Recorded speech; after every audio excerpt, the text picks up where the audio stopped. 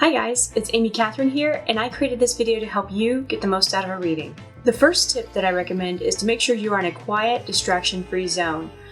Life happens. We've all got situations where, we get into a place where we're distracted or whatnot. Please make sure that you come into a reading, whether it be a phone, web, or even in-person reading, and make sure that you don't have any distractions and you have set time aside on your schedule so you can really focus. For in-person readings, I do recommend that you keep your phone on silent or do not disturb.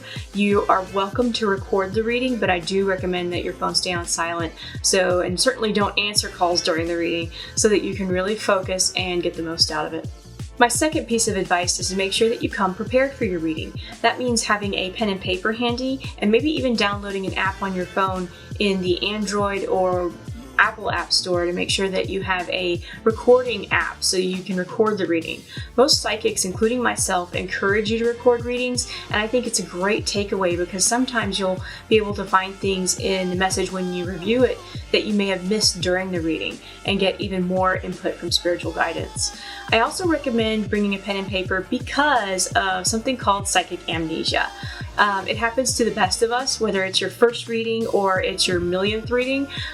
You'll have a list of questions, and what'll happen is you'll have it all in your head and you'll sit down and it'll go poof, it just disappears. So I do recommend having a list of questions, or in the very least pen and paper, so you can write down the feelings that you get during the reading and write down any messages from spirit.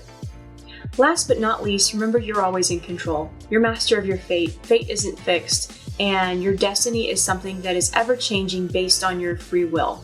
Yes, your free will is what dictates your future, so please remember that during the reading, that there is nothing that is ever fixed in rock or stone or what have you. Make sure that it's all about how you perceive life and how you perceive things, and understand that the universe works in love and works in your favor, and the challenges that are presented to us are often karmic or a really good lesson to help us become better people. So please see this reading as more of a weather forecast and divine suggestions, and remember that you can always change your future based on how you perceive things. Also, I'd like to remind you to never take a reading in place of legal or medical advice. Remember that this is something that is divine guidance and divine suggestion, and I'm an ordained minister. I'm not a doctor or a lawyer.